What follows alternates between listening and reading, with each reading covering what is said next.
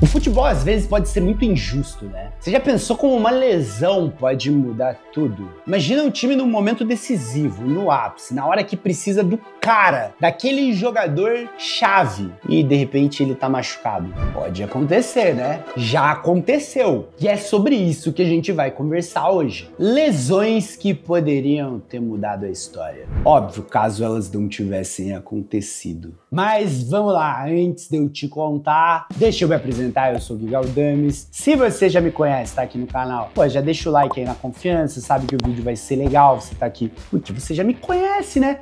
Se você não me conhece, segura um pouquinho, segura, assiste o vídeo, veja se você gosta e fica aquele trato. Ficou até o final, deixa o like, clica no botão de hypar, se inscreve no canal, certo? Então bora lá, vamos falar de lesões que poderiam ter deixado tudo diferente. Então vamos começar pegando na ferida do brasileiro. Vamos falar de 7 a 1. Será que o 7 a 1 poderia ter sido evitado? O que será que teria sido com o Neymar em campo? Você nunca pensou nisso? Vai dizer. Cara, eu não consigo imaginar que teria sido um 7 a 1. Por mais que o time fosse quase o mesmo, o Neymar poderia ter feito a diferença se ele não tivesse se machucado contra a Colômbia. Aquela lesão do Neymar, a entrada do Zúñiga, ela pode ter mudado tudo. Ela pode ter mudado tudo. O Brasil entraria com outra postura. O Brasil não entraria com aquela faixa força Neymar e pensando em ai, vamos jogar pelo Neymar e meu Deus, o Neymar. O Brasil entraria pensando na Alemanha, pensando que ele tinha um adversário para enfrentar. Até falei errado. Enfim, talvez com o Neymar em campo a cabeça tivesse sido melhor. Talvez o Neymar oferecesse alguma ameaça à Alemanha que poderia ter respeitado o Brasil um pouco mais. Talvez com o Neymar o momento de apagão não tivesse acontecido. Talvez.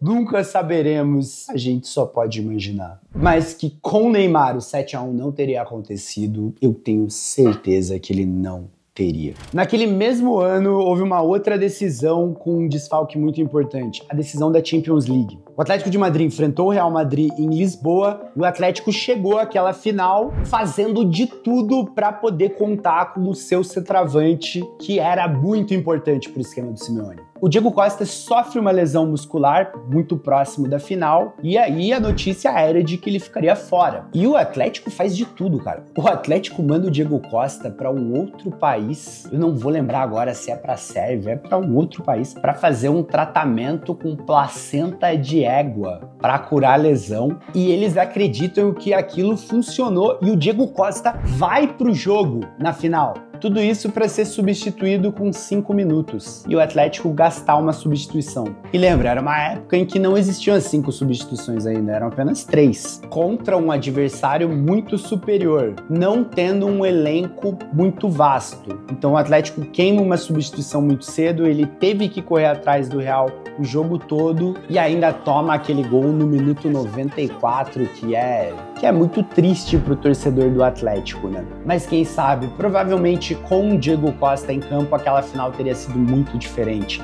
O jogador estava vivendo uma grande fase, o time era muito bom e talvez com ele o Atlético tivesse uma força ofensiva maior. Enfim, nunca saberemos. Se o Real Madrid deu a sorte de em 2014 o Atlético não poder contar com o Diego Costa porque ele estava machucado, em 2018 não foi tanta sorte, né? Porque quem causa a lesão é um jogador do Real Madrid. Mas o Sérgio Ramos comete uma falta no Salah, em que ele segura o braço do egípcio, eles caem juntos e o Salah acaba tendo uma lesão séria no ombro, que o tira daquele jogo. Aliado a isso, a gente tem o Karius, o goleiro do Liverpool, batendo a cabeça no primeiro tempo, que ele diz que foi o que o deixou meio grogue e faz com que ele tenha uma atuação completamente desastrosa naquela final. Então o Liverpool perde seu principal jogador, que fazia uma temporada digna de um dos melhores jogadores do mundo, e o seu goleiro bate a cabeça e tem uma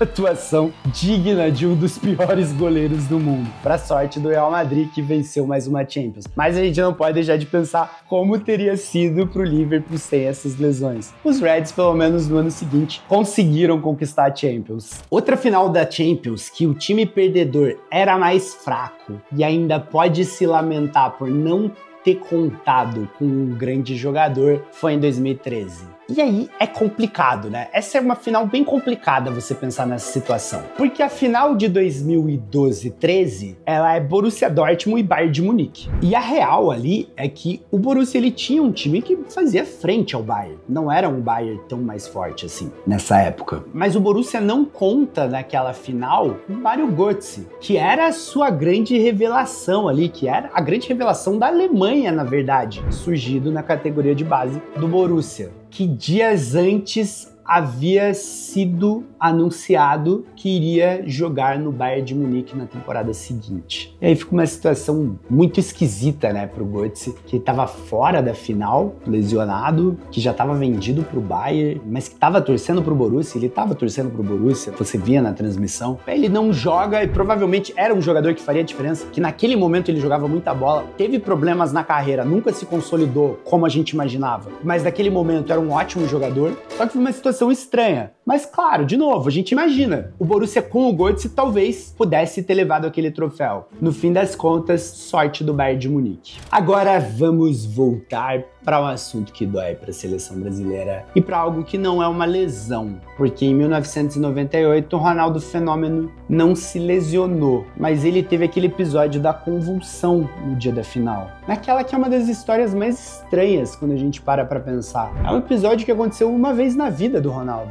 Cara, ele convulsiona no dia da final, ele tem uma crise, e aí não se sabe, né, se ele teve uma crise nervosa, se de repente colocaram alguma coisa na comida dele. Ele era muito jovem, tinha 21 anos ainda. Tem um problema sério no dia da final, era certo que ele não iria jogar, o time estava escalado sem ele e de repente ele aparece no vestiário pronto para jogar. O Zagallo fica receoso de não colocar o melhor jogador do mundo, coloca, mas o Ronaldo claramente não tinha condições, não faz uma grande final. O time também muito abalado. Assim como no 7-1 o Brasil não estava no clima para enfrentar a Alemanha, o Brasil não estava no clima de final. E infelizmente naquele dia a França estava no clima da final, Zidane estava no clima e para nós o Penta não veio em 98. Pelo menos ele veio na Copa seguinte. E na Copa seguinte, quem se questiona como teria sido sem uma lesão são os franceses. Porque talvez você não saiba, mas Zinedine Zidane começa aquela Copa machucado. Ele não joga os 2 primeiros jogos. Ele vai pra Copa, ele chega lesionado, se machuca dias antes de começar, tem uma lesão muscular. E os franceses, óbvio, não vão cortar, ele poderia jogar depois. E ele vai porque a França vai passar da primeira fase e depois vamos contar com o Zidane. Só que esqueceram de combinar com os adversários. E